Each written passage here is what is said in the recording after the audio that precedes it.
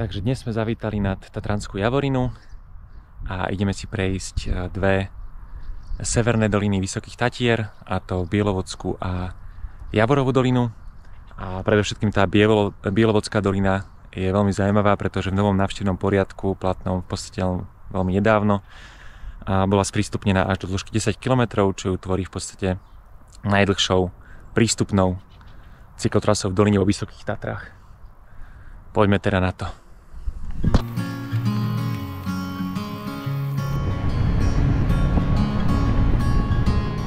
Po krátkom zjazde prichádzame do Lysej Poľany, najsevernejšej tatranskej osady.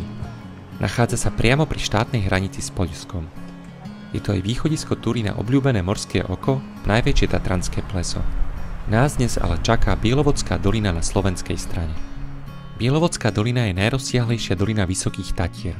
Názov prevzala od svojho potoka Biela voda. Cyklotrasa má dĺžku až 10 km a prevýšenie 440 metrov. Vedie na poľanu pod Vysokou.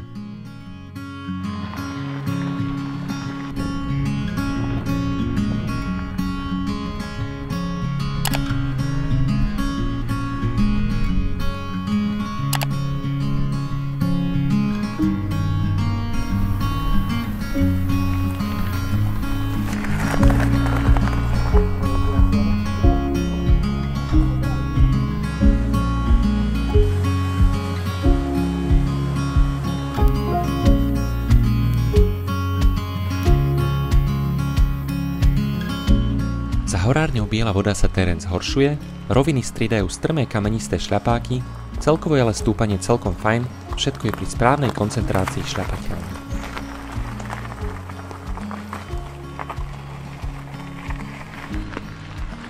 Tak záver je už celkom technický a dá zabrať.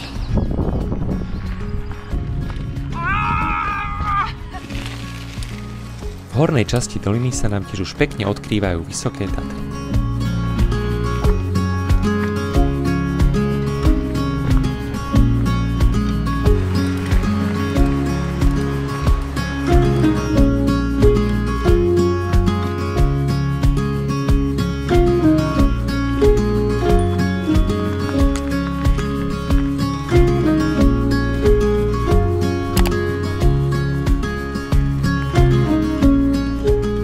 Cyklotrasy.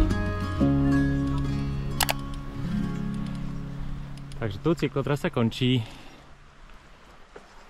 Ťap.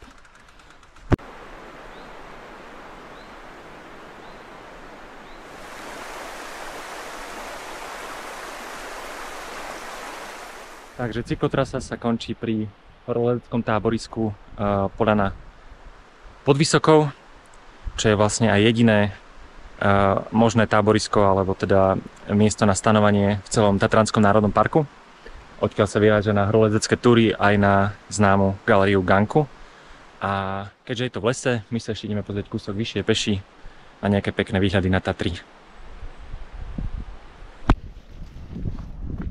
Nad pásmo lesa sa po zhruba hodinovej túre dostávame v Kačacej doline, v ktorej leží aj malebné zadné kačacie pleso. Všade okolo nás sú tatranské končiare.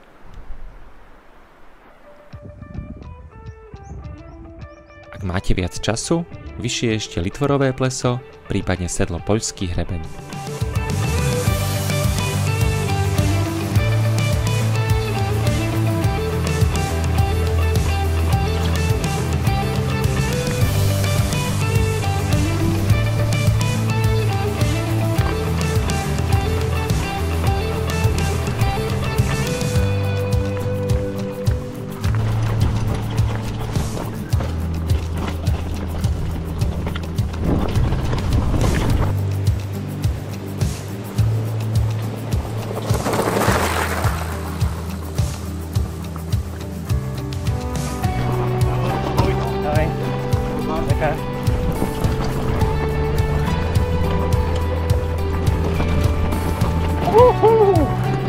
Tak, tu sa človek blázne, je to taký rock garden.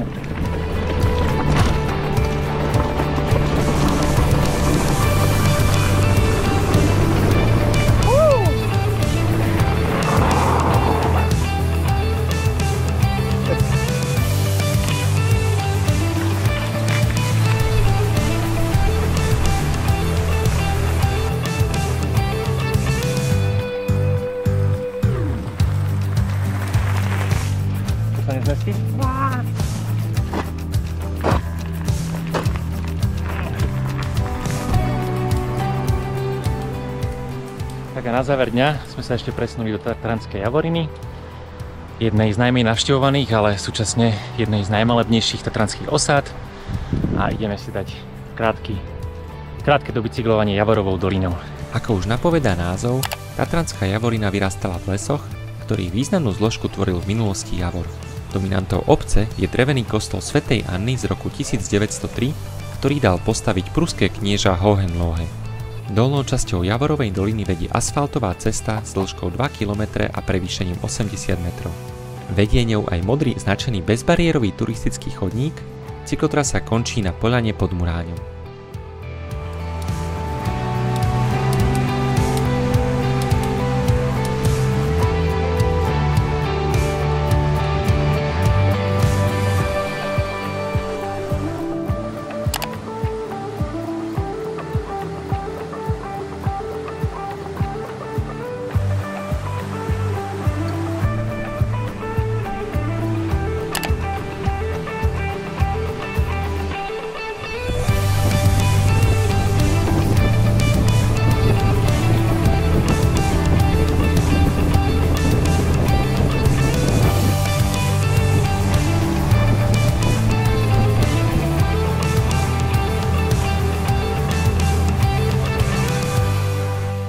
Takže cyklotrasy Bielovodskou a Javorovou dolinou sú veľmi dobrými variantami aj v strede leta, veď Tatry preplnené, ale tu to máte takmer pre seba. Najmä cyklotrasa v Bielovodskej doline ma veľmi milo prekvapila, musím povedať, že ide o jednu z najkrajších cyklotras pre horské bicykle, takú terénu v Tatrách. Konkurovať jej môže snad len Zelené pleso, ktoré sa však občas podobá na cyklotriál. Takže výhľady, dobrý terén, perfektné pojazdenie. Stálo to za to. 10 z 10 leniek odporúča všetkými 10.